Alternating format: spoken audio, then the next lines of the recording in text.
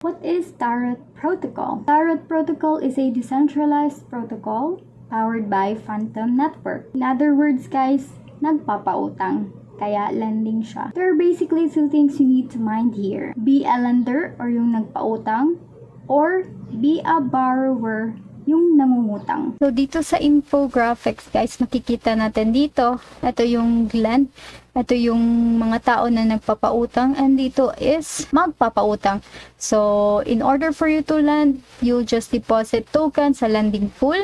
And you'll receive the BTarot token, which can be redeemed for original deposit plus the interest. And for the borrow, you'll deposit the LP tokens and you'll receive the xtarot tokens. So you can take out loans and receive the underlying tokens. Here, guys, ito yung mga lending pools, borrowable tokens, and the collateral. So this is the whole sum sa kanilang lending and the borrowing. So ito yung advantages, guys, if ikaw yung nagpapautang or you are the lender. Interest na makukuha mo sa lend tokens, walang risk, wala kang fees na babayaran when you're withdrawing or depositing yung tokens. And ito naman yung advantages, guys, if ikaw ay isang borrower or yung nangungutang. You can borrow a great number of tokens based on your collateral, and you'll have the option to do the leverage farming, which is you get a high percentage, like maybe times 5 of your APR. But on the downside, guys, meron kang babayaran na fees. So in this guide, guys, we will be talking a lot of things that you can do here in Tarot Protocol. Madami talagang magagawa, guys, not just for lending and borrowing, but you can also stake your tokens here, guys, and shape the future of Tarot Protocol as well if you're into that. So let's start. Ito yung interface ng Tarot, guys. Tarot.to, that's their website. We can see here the total value lock, which means the total amount of tokens na nakalock sa protocol at a given time, which is $17 million right now. And ito yung total supplied, which is $13,000. Ito yung total borrowed as well. $6 million yung total borrowed. So, ito yung makikita natin yung price ng Tarot as of now, $06. So, if you want to buy the tokens, mababay mo yan, guys, dito. Ito yung mga swap na pwede natin gamitin, exchange pools. And here, this is the lending pool. You can filter it based on types that they have. Ito, you can filter that one maybe in spirit, boosted. So yes, that's, or maybe all types, and you can default it.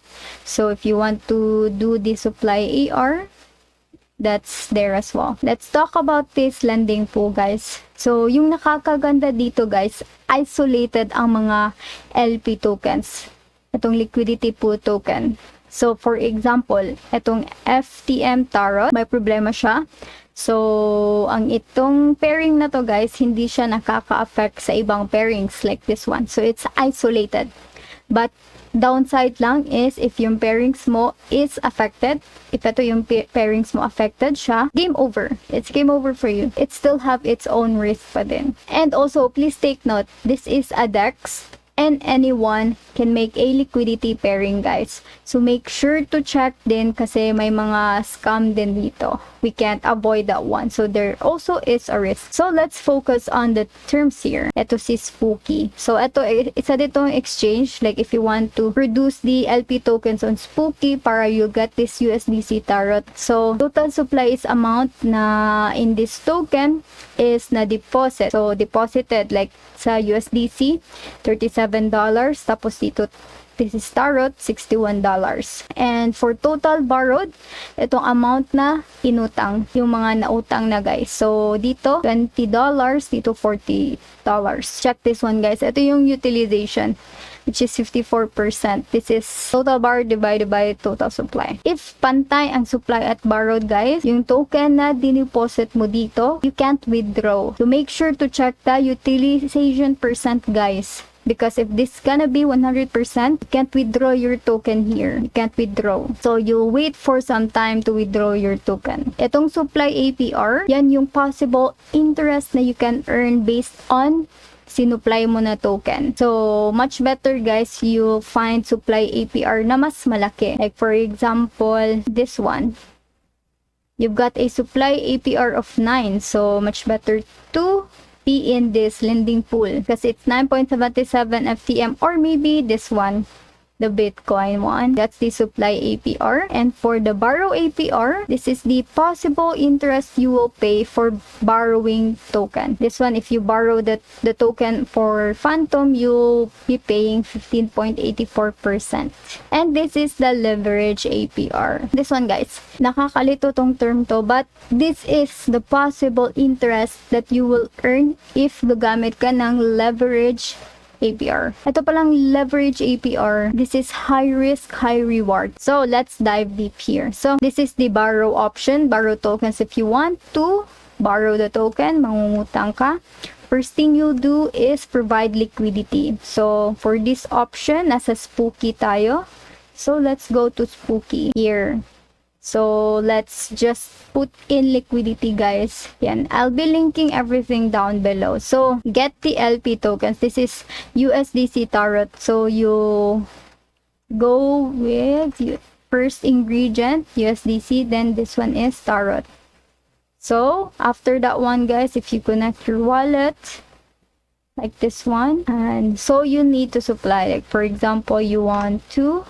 So, that is gonna be in your wallet. That's the liquidity that you provide.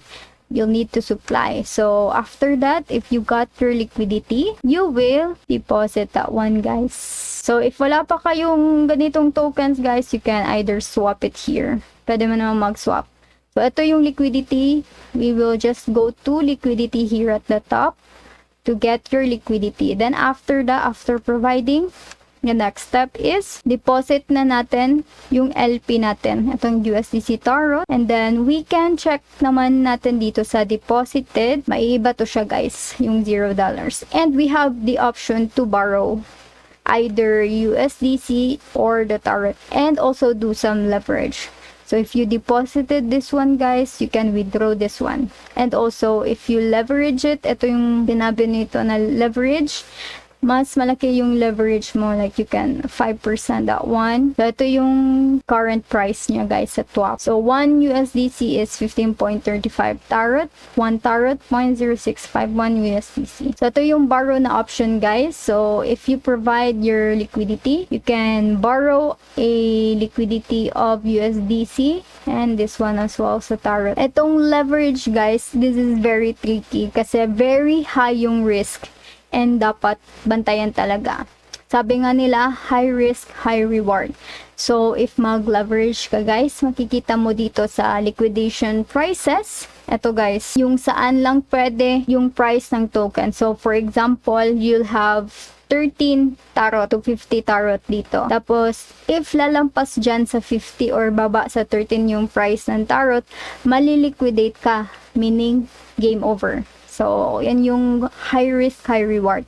Your token will be reversed, tapos wala ka nang makukuha. So, risky nga. And also, you need to pay fees. We can check it here sa tarot fees. This one, guys. This is the fees. The borrowing fee, you'll have that one. You can check it here in the tarot protocol. Ito yung mga fees nila, guys. Lending, supply votes, auto compound, liquidation. So, this is borrower pay a liquidation incentive, currently 2%, ranging from 1 to 5 on their borrowed amount to liquidators, if their borrow position get liquidated. On the other hand, guys, if you want to play it safe, just like me, maybe I'll choose the lend. Ito yung magpapautang ka. Compared sa leverage and no fees. You'll be in lending and you'll pay no fees. So, less hassle, no brainer. So, all you need to do is just supply the token, this one. If you have USDC, you can click that one, guys, and supply the USDC or maybe tarot. And this will be your supply APR. So, pwede ka din pumili sa pool na may option to farm. Ito, wala naman tong farm. So, pwede tayong, ito, guys, parang my farm. Ito, they have the farm. So, meron siyang farm din na option, guys. So, this pool does not currently receive tarot. So, meron din yung farm. The next step is we'll go to the dashboard. After knowing that one, guys, and meron ka nang maybe nagpa-lend ka na, nag-borrow, this is the dashboard. And in this dashboard, we can check the summary of our borrow and supply position. And for the votes, ito yung supply votes, guys. Literal na deposit and earn. So, automatic na to, guys. Super simplified, and currently they've got 6 votes na available, and you can check the APR. So for example, if we will stake this, if you stake FTM, you can earn FTM. This will be the stake TVL. Ito yung mga nakalock na, and this will be the APR estimate. So ito yung TFTM, guys, and the FTM. Ito yung mga offers ng votes, itong supply votes. So the fee structure, competitive talaga itong tarot vote because they have the 10% performance fee, no management fee, no deposit fee, no withdrawal, no lockup. So you can get your token anytime. You can unstake without fees. So that is one thing that I love about this one. And for this one, guys, xtarot. So if mag-hold ka ng token na ito, guys, you are now a stakeholder and can help decide the future of tarot protocol, this one. So we can read it here, guys. So this will be the benefit that you'll earn if you will stake tarot. This one, guys, this will be the benefit. Earn tarot rewards from protocol revenue, enhance yield, increase liquidity, collateralization via the composable xtarot token, participation in tarot DAO governments, and partner incentivized pool for additional rewards. And this will be the fee distribution if you want to read more, know more about this xtarot. So ito, guys, you'll have the option to etong vote dito. Ito yung usage nyo, guys. Vote ka sa mga proposal sa community. You'll have this one, guys. And the next is the tinSPIRIT. So meron silang pakulo na tinatawag na tinSPIRIT. So tinSPIRIT token is received in exchange for swapping or locking spirit. So spirit token, which is used by tarot for its boosting power across all spirit boosted pools. So ito, if meron ka ng tinSPIRIT, guys, kikita mo dito sa market pools yung mga spirit boosted. So ito, spirit boosted yan, guys. Ma-reread natin yan. So, yung mga spirit boosted pools. So, you can further take your tinSPIRIT to get X tinSPIRIT. You can earn up to 15% of all spirit rewards. So, meron din silang BoostMaxx, guys. Ito yung for Solidly users. Solidly is isang exchange din, guys, dito. Solidly.exchange. So, if you're using that one, BoostMaxx is for you. BoostMaxx pools are the fastest and simplest ways to earn boosted solid rewards. So, this one here. Ito. So, ito yung mga stake mo lang yan, guys, and you'll get this APR. Rain Spirit. Depende yan, guys. So, madami naman dito sa kanilang BoostMaxx. And you can also check this one here. So, yung mga reward allocation, how to earn. So, yung mga pending rewards natin, pwede nating i-reinvest here.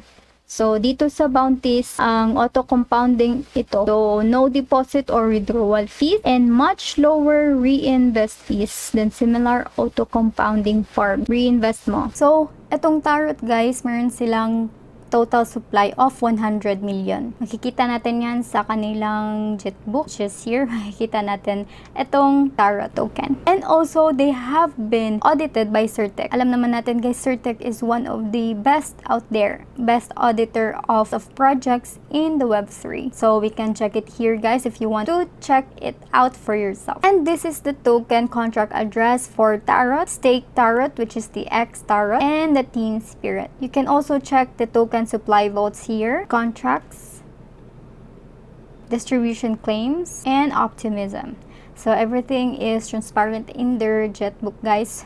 Or you can visit their Discord. I hope that you gained some knowledge about Tarot protocol, and I hope I helped you in some ways to see the wonders that this protocol has. But please take note that this is nowhere near a financial advice, and if you haven't subscribed and click that notification bell on my channel, please do.